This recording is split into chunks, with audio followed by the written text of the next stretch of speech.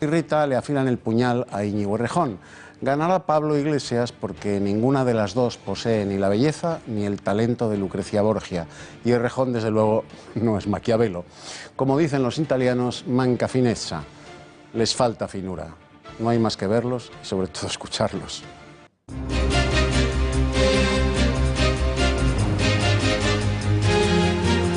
Hoy hemos conocido unas nuevas encuestas. Todas ellas coinciden en señalar que en caso de unas terceras elecciones, el único partido que saldría beneficiado sería el Partido Popular. Su líder, Mariano Rajoy, achaca a Pedro Sánchez la falta de argumentos ante el bloqueo al que dice está sometiendo a España. Al Popular se une Albert Rivera, quien insiste en que reflexione y cambie de idea. Dice Rivera que no se puede gobernar un país con 44 partidos. Sánchez no tiene ningún argumento, ninguno. Carece de cualquier argumento para justificar el bloqueo al que está sometiendo a toda la nación. Y al rey le corresponde decidir si hace un nuevo encargo o no lo hace, a quién le hace el encargo y cuándo decide hacerlo. Un gobierno de 85 escaños de 350, que creo que es el que insinúa, pero no se atreve a plantear Pedro Sánchez, no vaya a ser que los suyos no lo quieran, no creo que sea viable, sinceramente. Y otro año más, no queda muy claro la cantidad de gente que asistió ayer a la Diada en Cataluña. Según la organización, 1 millón de personas es el número total de asistentes. Sin embargo, la policía local asegura que fueron 800.000 y 370.000, según el gobierno. El presidente de la Generalitat, Carles Puigdemont, ha manifestado que impulsará el referéndum, al que no ha querido calificar como unilateral, y dice que lo hará solo si es vinculante y factible. Por su parte, el ministro de Justicia, Rafael Català, le recuerda que las leyes están para cumplirlas y que si desobedece les caerà el peso de tota la llei. Aquest ha de ser un referèndum vinculant, perquè és la manera com després es poden sostenir decisions transcendents per convertir Catalunya en un estat independent. Ha de ser un referèndum vinculant. Ha de ser un referèndum que tingui, si és que es fa, els estàndards acceptats pel món. El Estado de Derecho, el presidente Puigdemont no está por encima de la ley. Y desde el PSOE y Unidos Podemos amenazaban a la presidenta del Congreso, Ana Pastor, con reprobarla si no permitía la comparecencia del ministro de Economía, Luis de Guindos, para dar explicaciones sobre la designación y posterior renuncia del exministro José Manuel Soria para obtener un cargo directivo en el Banco Mundial. Ana Pastor ya ha avanzado que obedecerá a la Junta de Portavoces. ¿Esta semana, señora Pastor? Por supuesto que tengo desde luego que cumplir los acuerdos y así lo va a hacer esta presidencia. Y estas imágenes que están viendo han sembrado el caos, el escándalo en Estados Unidos. En ellas se ve como Hillary Clinton tenía que abandonar tambaleante los actos de homenaje de las víctimas del 11S de manera precipitada tras sentirse indispuesta. Desde el Partido Demócrata aseguran que se trata de un episodio de una neumonía normal y corriente, mientras que el New York Times exige que se publique su historial médico.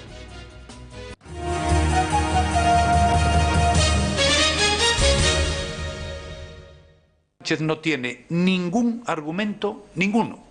Carece de cualquier argumento para justificar el bloqueo al que está sometiendo a toda la nación. Y al rey le corresponde decidir si hace un nuevo encargo o no lo hace, a quién le hace el encargo y cuándo decide hacerlo.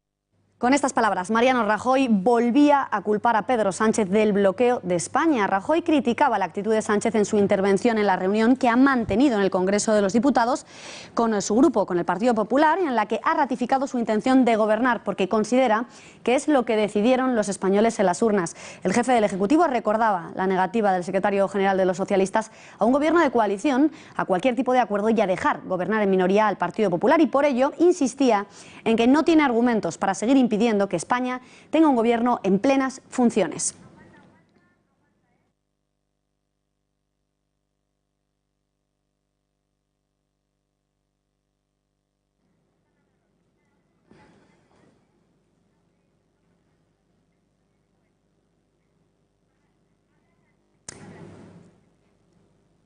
Desde Ciudadanos, su líder, Albert Rivera, ha pedido a Pedro Sánchez que recapacite y que sea consciente de que es absolutamente imposible gobernar con 44 partidos.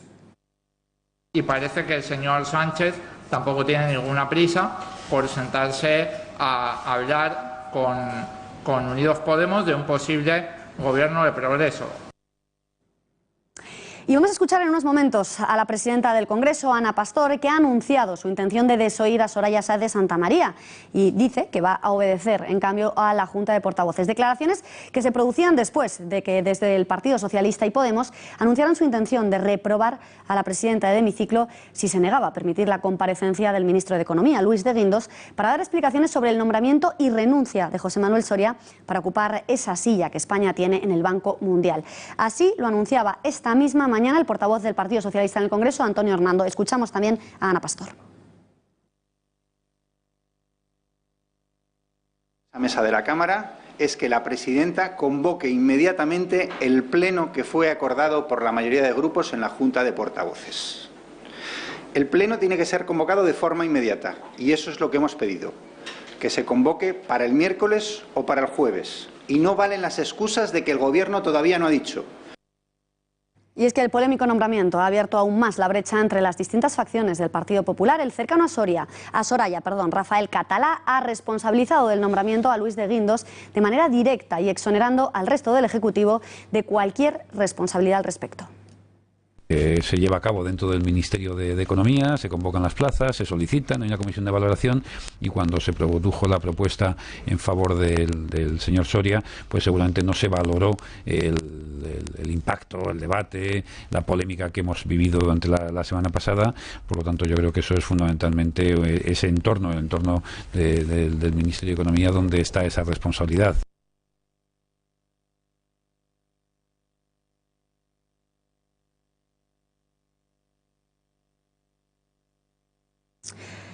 No es la única polémica en torno al nombramiento para el Banco Mundial. Según publica OK Diario, el Ministerio de Economía también habría mentido cuando aseguró que la empresa offshore en Delaware del sustituto nombrado tras el Soria Gate, Jiménez Latorre, estaba al día con Hacienda y aportan documentación en la que se demuestra que dicha empresa pantalla aún adeudaría al fisco español la cantidad de 1.400.000 euros.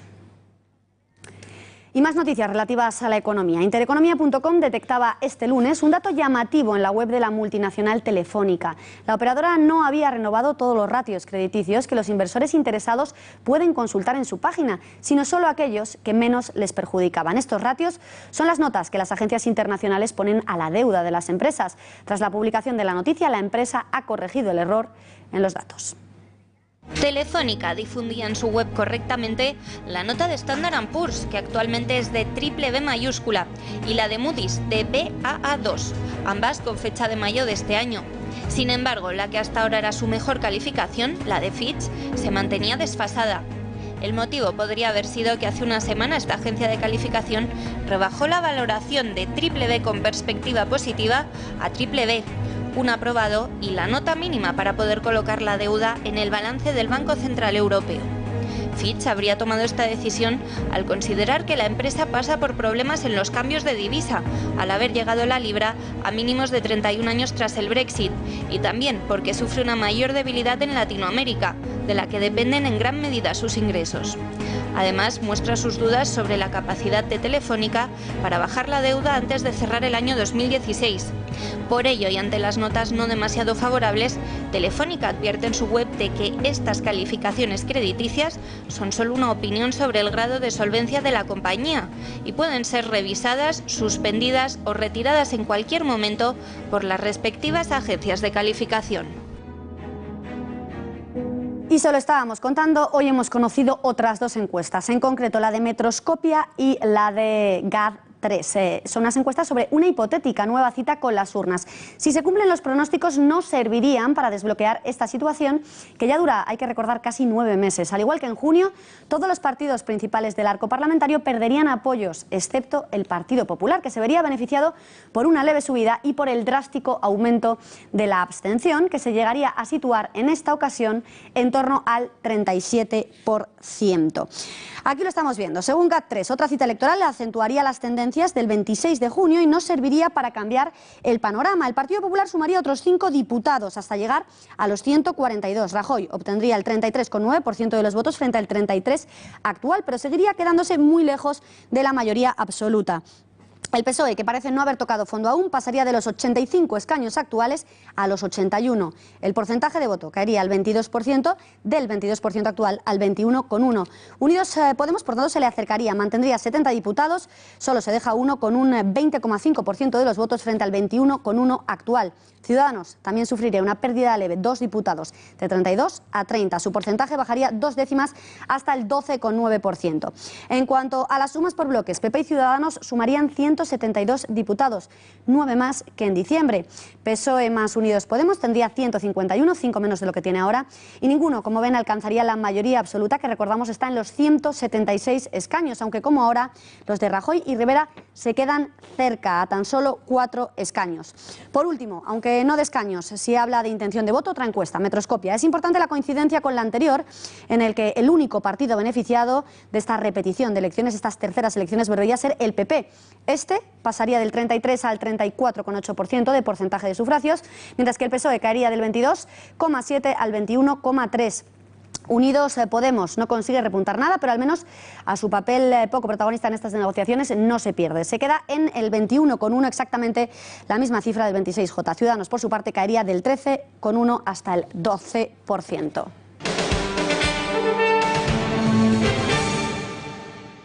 Y a 2 semanas de las elecciones que tendrán lugar en País Vasco y Galicia, Mariano Rajoy ha anunciado su intención de visitar las 3 provincias vascas durante la campaña electoral, al tiempo que volverá varias veces a Galicia. Fuentes del partido han indicado que el presidente en funciones visitará el sábado Bilbao, en el que será el primer acto de campaña de los comicios vascos y donde tiene previsto intervenir. Lo ha dicho en su discurso ante el Grupo Parlamentario Popular, donde ha defendido la solvencia de sus 2 candidatos. Precisamente hoy, Alfonso Alonso ha acusado al PNV de escribir un nuevo relato abertzale para congratularse con Bildu de cara a un hipotético pacto postelectoral. Pero el PNV prefirió pactar con Bildu y con Podemos. ¿Qué mundo podemos construir nosotros con Bildu y con Podemos? ¿Qué tipo de políticas vamos a poner en marcha? ¿Qué mensaje vamos a lanzar a quienes quieran invertir aquí en el País Vasco? ¿Qué mensaje de seguridad y confianza puede dar eso? ¿Qué estabilidad procura? No procura ninguna estabilidad, pero prefirieron el acuerdo con Bildu. Y arrancábamos este informativo con la guerra fratricida que se ha iniciado en Podemos. En este caso es a cuenta de Madrid. El sector de los paulistas han lanzado la candidatura de Ramón Espinar después de que Tania Sánchez y Rita Maestre anunciaran su intención de hacerse con el poder de Madrid. Veamos quién es quién en esta batalla. Alba Vila, muy buenas noches. Buenas noches, Beatriz. Pues si te parece, empezamos por Rita Maestre, 28 años, portavoz municipal en Madrid y exnovia de Pablo Iglesias, conocida por el asalto a la capilla de la Universidad Complutense de Madrid en el campus de Canto Blanco el 10 de marzo de 2011, hecho por el que la portavoz municipal fue condenada a pagar casi 4.500 euros por manifestarse completamente desnuda junto a otras 70 personas. Pasamos a Tania Sánchez, diputada de Izquierda Unida en la Asamblea de Madrid durante 4 años, desde 2011 hasta 2015. En este año se presentó como la número 6 en la lista de Pablo Iglesias al Congreso, después de haber negado hasta en 3 ocasiones que jamás ingresaría en Podemos. Conoció a Pablo Iglesias en el programa de La Tuerca y comenzaron luego una relación ya terminada a día de hoy. Imputada junto a su padre en un caso de tráfico de influencias, causa que fue posteriormente archivada. Ramón Espinar, portavoz del partido en el Congreso, militante desde muy joven en varias plataformas sociales y asociaciones. Es un joven político envuelto en infinidad de polémicas a través de las redes sociales, hecho que le valió para borrar todo su historial en Twitter antes de entrar en política y así no ser investigado. Pues muchísimas gracias, Alba, y les contamos ya la última iniciativa de la formación morada en el País Vasco. De salir victoriosos en esa región, Podemos se propone que terroristas etarras acudan a los colegios a contar su experiencia a los niños pequeños. Así se sustrae de su programa electoral. En él afirman querer dar un enfoque humanitario de la política antiterrorista, entre cuyas medidas destacarían el acercamiento de presos, las propuestas de reinserción social para los etarras condenados o incluso, como les contábamos, que terroristas arrepentidos puedan compartir su experiencia con escolares en colegios y otros centros educativos para contar, dicen, su versión de los hechos. Así, el programa político se explaya en un juego de equidistancias, desarrollando tesis sobre la guerra sucia contra ETA, denunciando torturas y actuaciones ilícitas de miembros de las fuerzas de seguridad del Estado en su afán por igualar a las víctimas del terrorismo con los verdugos. Eduardo, ¿te sorprende esta última iniciativa de Podemos? ¿Qué le puede enseñar un terrorista a un niño pequeño? Buenas noches de nuevo. Pues cómo se asesina mucho, rápido y bien. Eso es lo único que puede enseñar un terrorista. Las simpatías de Pablo Iglesias por la organización terrorista ETA son tan largas como su coleta, tan antiguas como el comunismo en el que milita y tan tiernas como las que, por razones paternofiliares, siente por el FRAP, organización terrorista en la que militó su papá y de la que él se ha mostrado por escrito muy orgulloso. Las simpatías de Pablo Iglesias por ETA las ha explicado con tintes épicos él mismo en las conferencias que pronunciaba en esos zulos etarras que son las herricotabernas. De ahí que ahora Podemos proponga que los asesinos de ETA hagan bolos académicos en los colegios vascos para explicarles a los niños sus experiencias. Es muy edificante que un chavalín vasco escuche, absorto, cómo el carnicero de Mondragón les relata con pelos y señales cómo perpetró la masacre de Oyarzún, o cómo Valentín Lasarte les cuenta a los escolares cómo asesinó a Goyo Ordóñez, o cómo le pegaron 2 tiros en la nuca al matrimonio Jiménez Becerril, cómo asesinaron a 27 personas en Hipercor, cómo mataron a Carrero Blanco y cómo secuestraron a Ortega Lara. Eso es lo que Podemos quiere que aprendan los niños vascos en el cole de la mano de los asesinos de ETA, por los que Pablo Iglesias jamás ha ocultado una tierna y conmovedora simpatía.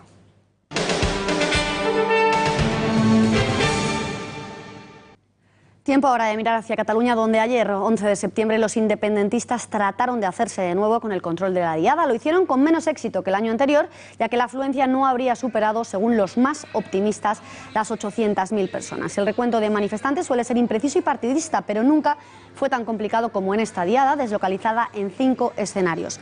Y tras el día de ayer, hoy el presidente de la Generalitat ha avanzado que solo convocará un referéndum independentista si este es vinculante y factible. Aquest és un referèndum vinculant, perquè és la manera com després es poden sostenir decisions transcendents per convertir Catalunya en un estat independent. Ha de ser un referèndum vinculant. Ha de ser un referèndum que tingui, si és que es fa, els estàndards acceptats pel món.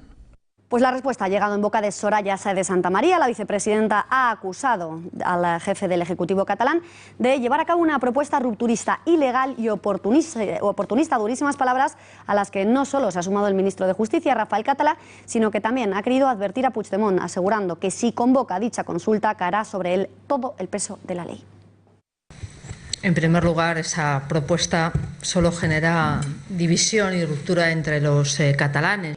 En segundo lugar, es ilegal y la ley es la expresión de la democracia. En tercer lugar, me parece una propuesta oportunista. Yo creo que Puigdemont tensa la cuerda.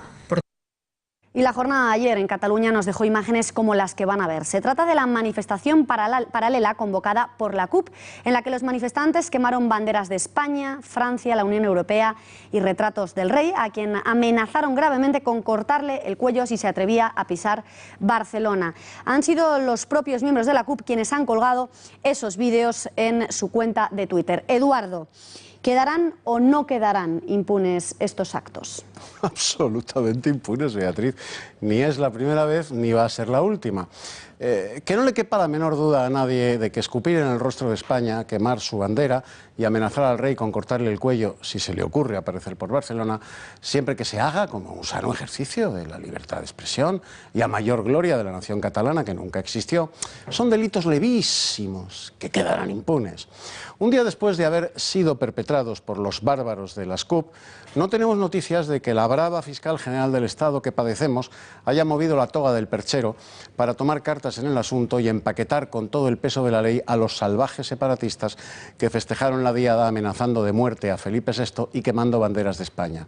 En Cataluña, todavía España, se puede parar un partido de fútbol porque un espectador le grita a la mujer que lo arbitra: vete a fregar platos. El machista Montaraz fue expulsado del estadio y durante una larga temporada no podrá volver a entrar en ningún campo de fútbol. Pero si insultas a España y amenazas de muerte al rey, los de las CUP y sus cómplices separatistas te hacen un monumento y a la fiscal general del Estado una permanente. Una butifarra permanente, ¿se entiende?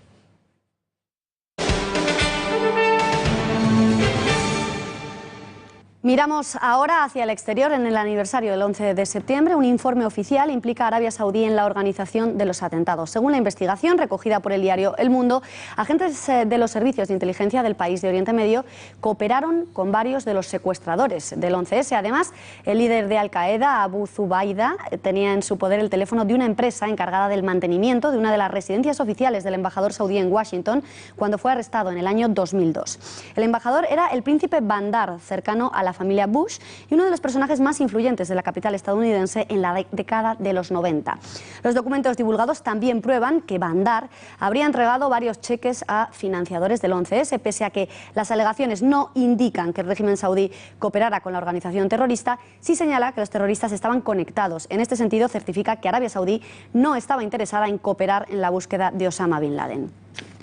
Y precisamente fue en los actos de conmemoración a las víctimas de los atentados del 11 de septiembre de 2001, en su 15º aniversario, cuando la exsecretaria de Estado y actual candidata del Partido Demócrata a la presidencia del país, casi en la recta final de la campaña electoral, sufrió un desvanecimiento que ha provocado un tsunami informativo a nivel mundial sobre cuál es el estado de salud de Hillary Clinton. En las imágenes van a poder ver pues, cómo prácticamente se tienen que llevar a la candidata en volandas, que está a un paso de perder el conocimiento. Las explicaciones que dan desde el Partido Demócrata es atribuir este malestar a un proceso de neumonía, explicaciones que no han satisfecho al New York Times. Ahí están viendo cómo prácticamente no puede caminar.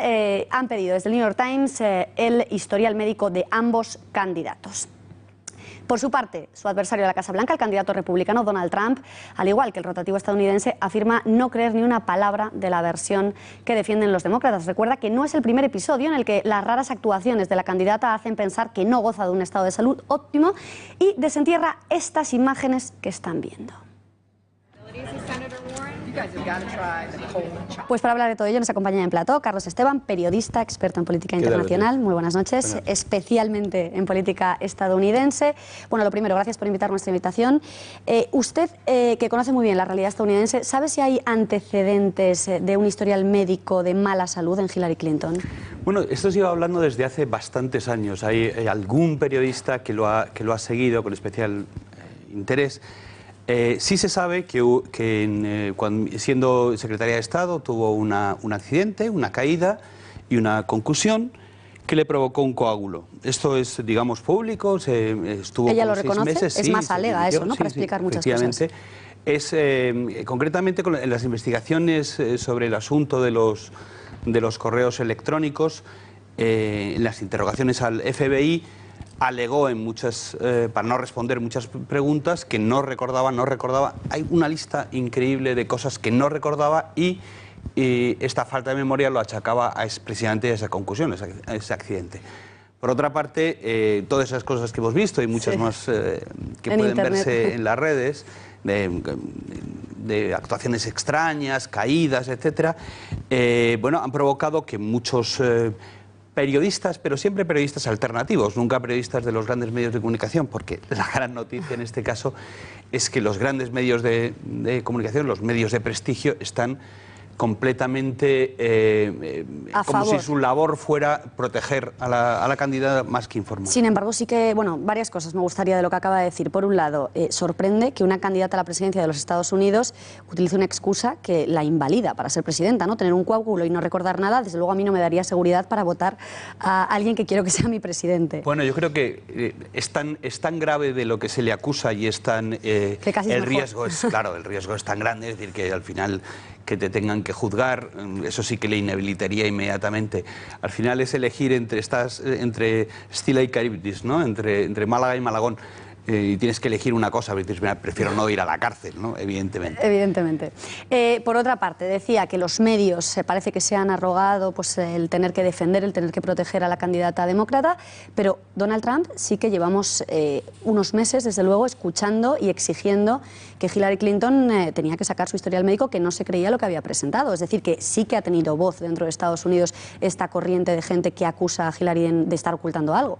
Estamos en el siglo XXI y existe Internet y existen las redes sociales. Si no fuera por eso, yo apuesto lo que quieras, que no existiría ni lo de la neumonía ni nada de esto, y prácticamente no se sabría nada de lo que sucedió ayer en la conmemoración del 11S. Hay que recordar que esas imágenes que estamos viendo, esas imágenes que hay en pantalla, no las grabó un periodista, las grabó un espontáneo, es decir, cualquier... Es decir, si no tuviéramos eso, es muy probable que no hubieran tenido que salir con la historia de la neumonía. Sea o no cierta, estoy absolutamente seguro. De hecho, a ver, si uno mira bien el vídeo, se da cuenta de que el personal de seguridad está casi más entrenado para que, exacto, en que no se pueda grabar, en que no se les vea bien, que en proteger a la candidata. Bueno, como decíamos, estamos viendo estas imágenes de Hillary Clinton, prácticamente sufre un desvanecimiento, tienen que llevársela en volandas de estos actos. Usted, señor Esteban, ¿a qué achaca estos síntomas? ¿Cuál es la hipótesis más extendida de qué es lo que le pasa realmente a Hillary Clinton en los medios estadounidenses? Los que lo cuentan, digo. Claro, vamos a ver, tiene un médico, una oficial, una doctora, que niega que efectivamente reconoce la concusión, reconoce el coágulo, pero que está perfectamente superado todo esto. Entonces es muy difícil, si no abre su historial médico, lo hace público, pues es muy difícil decir. Si ya con todo tipo de pruebas en un hospital los médicos se pueden equivocar, imagínese lo que es intentar hacer un diagnóstico pues de 4 imágenes o tal, es muy difícil. Entonces la verdad es que hay todo tipo de rumores de médicos, supuestos médicos, supuestos... ¿Y cuál es la que está cobrando más peso a estas horas? Se habla mucho de Parkinson. Eso es una de las opciones que se habla. Pero claro, se ven síntomas y digo, bueno, pues esto correspondería pues, a Parkinson o efectivamente a un coágulo que no es exclusivamente producto de una concusión. Yo, medicina, no Me gustaría también, señor Esteban, analizar con usted estas imágenes. Desde luego que es raro, ¿no?, el movimiento de cabeza. Yo he leído en internet, en las redes, pues que podía tratarse de un ataque epiléptico, también podría ser Parkinson, según... Sí. Hay una que define, hay una de las enfermedades que ya te digo que no controlo, que son siempre cerebrales, que explicaría este tipo de movimientos de cabeza así como tal, y que también lo pudimos ver cuando le nombraron ya candidato oficialmente, y se ve con su marido, con Bill Clinton, y hace un gesto muy raro de cabeza. No sé si tenéis esa imagen. Es muy... Vamos a tratar de recuperarla. Sí, a ver, expliquemos bien, señor Esteban, cuál es la imagen, porque hay tantas. Eso es la imagen de los globos, cuando caen los globos y está con su marido, con Bill, y de repente hace una cosa con la boca muy extraña. ¿Y eso qué se cree que es? Claro, entonces ella, por ejemplo, en este caso... Lo que dice, dijo que estaba bromeando. Claro, que estaba bromeando, que se sentía como todo el mundo le está hablando a la vez. Mareada. Y que mareada, ¿no? O tendría que tener un poquito de cuidado. También hay otra imagen que es, yo creo, prácticamente la más clara, ¿no? o la más sospechosa, que es en un momento, en un meeting, que se queda en blanco absolutamente. Y se queda mirando a un punto y rápidamente sube un tipo, supuestamente del servicio secreto, pero por lo que le dice debe ser más bien su médico, que le dice, no te preocupes, keep talking, sigue hablando. Bueno, entonces, esto recuerda un poco a lo que le pasó a Adolfo Suárez, ¿no? Cuando que fue ese principio de Alzheimer, que no se sabía y que nos dimos cuenta, la opinión pública en España, de que no estaba bien por ese discurso que dio en el Partido Popular. Exactamente, eso es lo que decir, que tiene que pasar para que haya un personaje que no sabemos qué es, si es su médico, pero que sabe perfectamente lo que le pasa, porque inmediatamente, en pocos segundos, se acerca a ella, le coge así y le dice, no te preocupes, sigue hablando, no pasa, keep talking, y se va. Y entonces ella se queda parada y efectivamente sigue hablando. Además, curiosamente, otra cosa que los médicos dicen que es típico de casos de esta naturaleza, dice las últimas palabras que ha oído. Y dice, vamos a seguir hablando.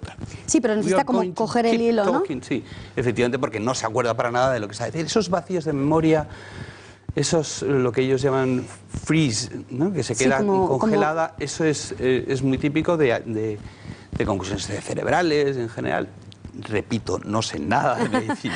Y estamos hablando de todas las teorías, de todas las hipótesis que barajan los periodistas, pero Trump, que ha sido tan beligerante, los republicanos que están exigiendo la publicación de ese informe, de ese historial médico, ¿ellos señalan directamente una enfermedad o simplemente hablan en genérico que no está bien, o tienen más datos? No, sería absolutamente suicida por parte de Trump. Ni siquiera creo que estén sacándole todo el jugo que está sacando la prensa alternativa, por ejemplo, digamos los trumpistas de a pie. Es decir, la campaña de Trump no puede ir demasiado fuerte con esto por varias razones. Una de ellas es porque no puede definirse con algo concreto, porque podrían meter la pata hasta el corvejón, y otra razón es porque tienen que hacer mucho hincapié en muchísimas cosas que hacen terrible la candidatura de Hillary, que no tienen nada que ver con su salud, como por ejemplo el caso de los emails o su actuación con Benghazi. Pero sorprende muchísimo, porque estabas justo, Carlos, apuntando a todo el escándalo de los emails. ¿Cómo es posible que el Partido Demócrata, si realmente le pasa algo a Hillary Clinton, si realmente su estado de salud no es bueno, como de momento parece que todo va confirmando por todas estas cosas extrañas que le pasan, ¿cómo es posible que los demócratas hayan permitido que una candidata llegue tan lejos en la campaña? Porque estamos prácticamente en la recta final. Digamos, una alternativa conspiracionista. Quiero todas las posibilidades, Carlos Esteban, que están sobre la mesa. No, vamos a ver, se sabe que bueno, Hillary lleva mucho tiempo en política, domina bastante lo que es la maquinaria del Partido Demócrata, su marido ha estado en 2 mandatos en la Casa Blanca, es decir, conoce a todo el mundo, tiene la Fundación Clinton, que ese es otro de los grandes escándalos que está medio pasando desapercibidos. La Fundación Clinton, que es una fundación personal del matrimonio Clinton, cuando Hillary era secretaria de Estado, la mitad de las personas a las que recibió o con las que habló por teléfono pagaron a la Fundación Clinton. Incluso en el Departamento de Estado, fuentes internas anónimas dicen que prácticamente la confusión entre la Fundación y el Departamento era total. Es decir, no podía hablar con la Fundación llamando al Departamento y al revés. Esto es muy grave, es decir, esto es tráfico de influencias a un nivel monstruoso. Tráfico de influencias, los escándalos de los emails y ahora que está malita. ¿Cómo, repito mi pregunta, cómo el Partido Demócrata elige a esa candidata? Por 2 razones. Una de ellas es porque conoce a todo el mundo. Y cuando digo conoce a todo el mundo no quiere decir que conoce lo que conoce el público de todo el mundo, sino que conoce cosas feas de la gente. Sí. Y luego, y es importante, y es que lo que necesitan los demócratas hicieron una apuesta por alguien que tiene experiencia, que tiene lo que llaman ahí name recognition, que la conoce todo el mundo, que es espectacularmente ambiciosa y por tanto iba a poner... Y luego además estaba el tema de es mujer, la primera presidente...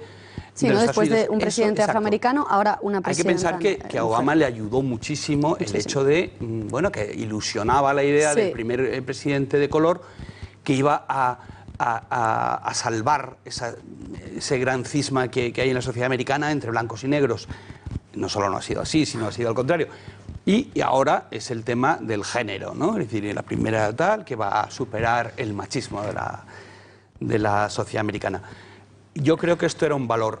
Ahora se plantea una cuestión curiosa. Eso es lo que quería preguntar. Pero no me lo ha preguntado, con lo cual no lo había contestado. Me comentaba, antes de iniciar la entrevista, que existe el rumor de que el Partido Demócrata estaría incluso planteándose la posibilidad de, si este escándalo va más allá, tener incluso que buscar a un sustituto para Hillary Clinton a estas alturas de la campaña, que recordamos en noviembre son las elecciones. La verdad es que cuando desde el principio, no ya incluso antes de los rumores de la salud, sino cuando se pensaba que la investigación del FBI podía llevar a un procesamiento y por tanto eso inhabilitaría a Hillary Clinton, se planteaba la posibilidad de ¿qué pasa si le inhabilitan por una acusación? O cuando ya empezó a hablarse de su salud, si se pone muy mal, o se le va la cabeza, o X, se muere. Si no puede seguir siendo candidata. Entonces, ¿qué puede hacer el Partido Demócrata? Y entonces ayer, con todo del desmayo, un presentador, un periodista, que fue presentador de MSNBC y de Al Jazeera, Schuster, dijo que por supuesto había que esperar que el Comité Nacional Demócrata convocara una reunión de urgencia para estudiar la posibilidad de un sustituto. Entonces, claro, los rumores se disparan y entonces la gente empieza a dar sus nombres, ¿no? ¿Qué nombres? ¿De qué nombres hablamos? ¿Quién podría sustituir a estas alturas de la campaña a Hillary Clinton y que tuviera alguna posibilidad contra Trump, claro? La posibilidad más obvia, la primera, ¿no? Quiere decir que la primera que se te ocurre es Sanders. Sanders se las mantuvo tiesas mucho tiempo, ganó en muchos estados e incluso, por lo que revelan los correos electrónicos filtrados por Wikileaks, si no ganó fue porque el partido está haciendo todo tipo de trampas para que no ganara. Entonces esa sería una opción, tiene un 45% de los votos electorales, pues ¿qué menos? Otra posibilidad es Joe Biden, que parece que tiene cierto tirón entre la clase obrera blanca americana, es mucho más simpático que Hillary, pero de aquí a Lima y vuelta, es vicepresidente, es decir, también tendría mucho sentido. Otra posibilidad muy divertida es Michelle Obama. Esa sí que sería una continuación de... Eso sería como Hillary, pero al revés. Exactamente, es decir, esa sería una continuación de la administración Obama. Y luego, bueno, se manejan otras posibilidades como el propio Tim Kaine, que es el elegido como vicepresidente. Es muy divertido porque es una quiniela y a la gente en general le gustan mucho las quinielas. Carlos, independientemente de que esté realmente grave de salud o no, tú que conoces muy bien la realidad estadounidense, ¿qué efecto, qué impacto sobre las urnas pueden tener estas imágenes? Claro. Aunque no tengan nada de cierto, simplemente el haber visto con la paranoia, podríamos decir incluso, que tienen los estadounidenses con la seguridad, ¿se van a sentir protegidos por una presidenta a la que hemos visto prácticamente caerse al suelo medio mareada? Es que yo creo que ese es el punto que has dicho, de la seguridad. No es solamente lo que hemos visto. Desde España quizá no entendemos cuándo ha sido. Es decir, ha sido en la conmemoración del mayor ataque sufrido en territorio americano desde Pearl Harbor. Sí, ya le podía haber pasado a la pobre Exacto, es decir, es el momento en que todos los americanos están pensando en seguridad. Es el momento en que necesitan una persona psicológicamente un líder que les dé seguridad. Ver cómo la candidata se va tambaleando como un pelele, creo que no podía ser peor momento. Entonces, aunque sea injusto, aunque realmente sea un golpe de calor y tenga una neumonía de andar por casa y no pase absolutamente nada, ¿crees que va a tener consecuencias? Psicológicamente me parece que es demoledor. Concretamente, la primera encuesta que ha salido después de esto, medios que hacen encuestas diarias, ya le saca 3 puntos Trump, 3 puntos porcentuales Trump a Hillary, cuando hace nada Hillary le sacaba. Sí, le aventajaba. ¿Se podría interpretar el estado de salud de Hillary Clinton como una mentira más suya? Porque claro, la han pillado en muchos renuncios. Esta mujer, en fin, no es por nada, pero es abrir la boca y mentir. Eso sí que parece que... Eso lo entienden incluso en las encuestas que hay sobre sus propios partidarios. Es decir, gente que dice estar dispuesta a votar a Hillary Clinton. Cuando dices qué rasgo destacarías, es deshonestidad. Todo el mundo entiende que esta mujer no es clara. Trigo limpio, ¿no? Carlos, y ya por último, no me gustaría despedirte sin que saques la bola de cristal y que nos digas... y luego lo sacan. Y que nos digas... Fatal. No, hombre, no. Una apuesta personal. ¿Tú quién crees que va a ganar las elecciones? No tengo ni idea, la verdad, en serio. Carlos, ni una apuesta personal. Arriésgate. Creo que no las va a ganar Hillary. No sé si las va a ganar el demócrata que puedan poner en lugar de Hillary.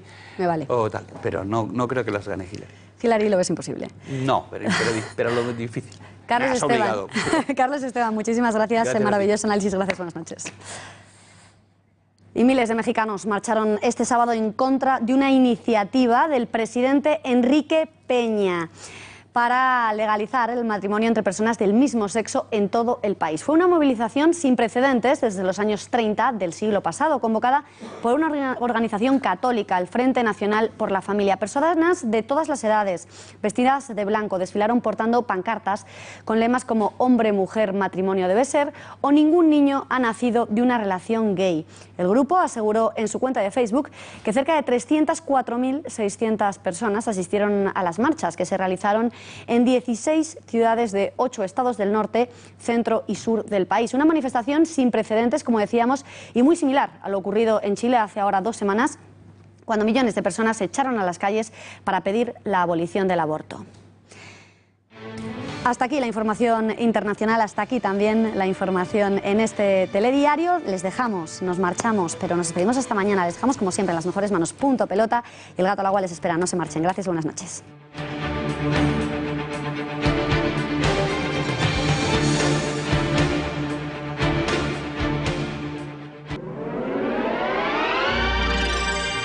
Volvemos en 3 minutos.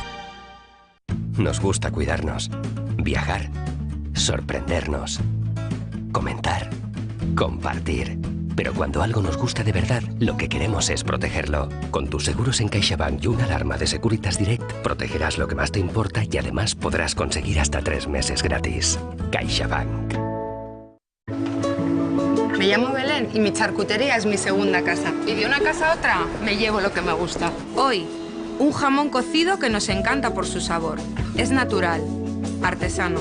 Mis clientes que lo prueban, repiten. Jamón al natural artesano. Lo natural es que te guste. El Pozo. Contigo de principio a fin. Estoy pensando en alquilar mi vivienda, pero me da tanto miedo. ¿Y si no me pagan? ¿Y si se retrasan los pagos? ¿Y si me destrozan la vivienda? Si hubiera algún gestor que me pagara las rentas en lugar del inquilino despreocupándome de todo... Somos la única empresa del mercado cuyo grado de implicación en la gestión del alquiler llega hasta el punto de pagar directamente y sin ningún retraso a los propietarios las rentas de los inquilinos a los que seleccionamos. Agencia negociadora del alquiler, el alquiler sin riesgos. Porque nuestro conocimiento es su seguridad. Si tiene un coche automático, déle el mejor cuidado en Automatic. Hacemos el mantenimiento y reparación de su cambio automático. Tú conducirás más tranquilo, ellos más seguros. Automatic, expertos en cambios automáticos. En algún momento de su vida usted va a necesitar un abogado. Divorcios, herencias, hipotecas, compraventas, alquileres, despidos, crisis de empresas, pensiones de cualquier clase, problemas con el banco, cuestiones penales, accidentes, seguros, impuestos. Podemos ayudarle a resolver todos estos asuntos. Ante cualquier contratiempo legal, ahí está Miguel Durán y su equipo para ayudarle con su larga experiencia y con el mejor trato humano posible, el que usted merece. No lo dude, si tiene problemas legales o va a hacer algún negocio jurídico, acuda a nosotros y le ayudaremos. Su problema lo hacemos nuestro y lo resolvemos. El Club de Amigos sigue viajando. Próximos destinos: Roma, del 19 al 22 de septiembre.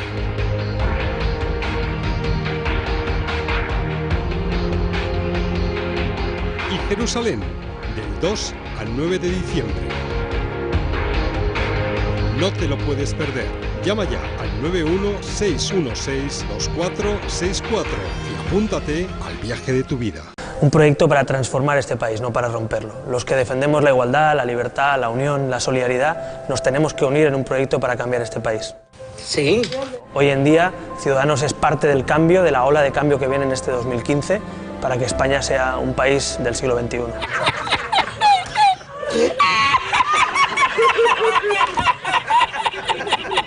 La web de Ciudadanos representa los mejores valores de este partido y a través de ella también podrás participar, hacerte simpatizante, afiliarte. Será una manera, en definitiva, de conectarte con nosotros, pero sobre todo de que nosotros rindamos cuentas contigo. No, no me interesa, rubia.